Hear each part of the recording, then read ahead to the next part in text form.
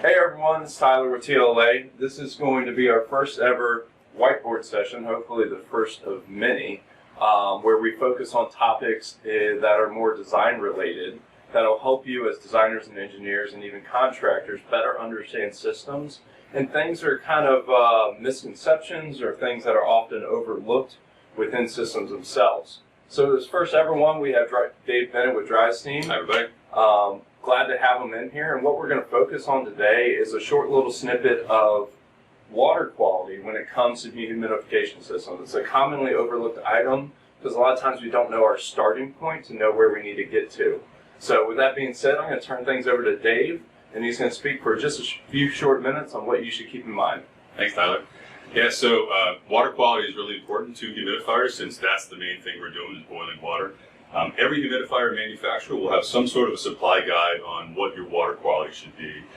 Two of the main components of the water that could really hurt a humidification job are chlorides and hardness. There are going to be different levels of parts per million of chlorides, and for tap water, for hardness, it'll be pretty much just under 500 parts per million. These are important to us because they do different things within the system. The hardness will build scale.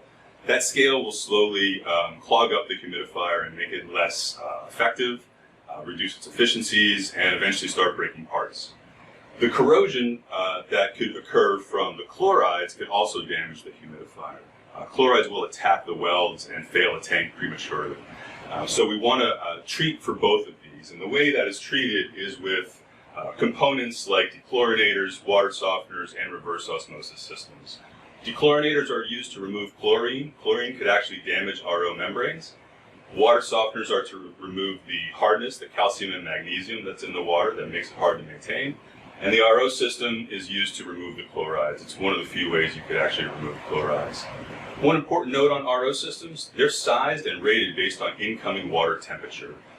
Some systems, some manufacturers will rate them based at 77-degree incoming water temperature.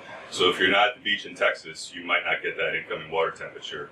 And you want to rate it for perhaps 50 degrees entering water temperature. So, and that's how water quality relates to humidification. Tyler?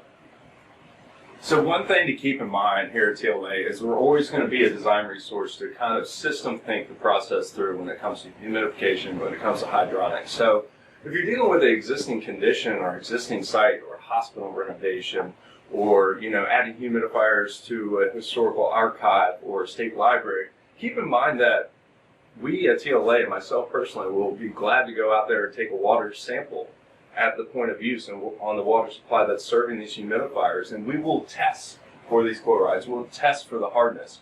Because it's hard sometimes as engineers and designers to think of, what do I need? Do I need a dechlorinator? Do I need a water softener? Do I need a RO system?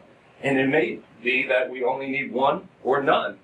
So things to keep in mind, but we can help you guide you through that process here at TLA. So reach out to us, have a conversation about the system, have a conversation about the application. Appreciate your time. Hopefully this was informative, and reach out to us if you need anything. Thanks again.